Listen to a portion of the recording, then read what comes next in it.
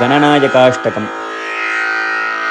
एकदन्तं महाकायं तप्तकाञ्चनसन्निभं लम्बोदरं विशालाक्षं वन्देऽहं गणनायकं। मौञ्जीकृष्णाजिरधरं नागयज्ञोपवीतिनं बालेन्दुसुकलामौलिं वन्देऽहं गणनायकम्।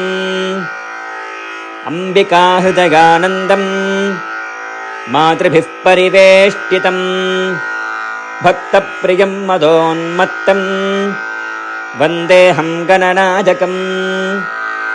चित्ररत्नविचित्राङ्गं चित्रमालाविभूषितं चित्ररूपधरं देवं वन्देऽहं गणनायकम्।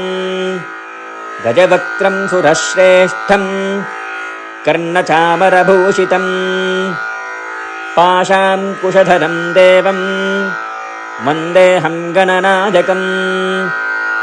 मूषकोत्तममारुह्य देवासुरमहाहवे योद्धुकामं महावीर्यं वन्देऽहं गणनायकम्। यक्षकिन्नरगन्धर्वः सिद्ध्यविद्याधरैः सदा स्तूयमानं महाबाहुं वन्देऽहं गणनायकम्।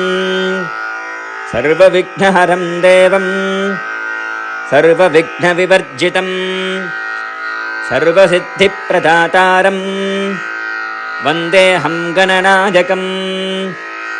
गणाष्टकमिदं पुण्यं यः पठेत् सततं नरः सिद्ध्यन्ति सर्वकार्याणि विद्यावान् धनवान् भवेत्।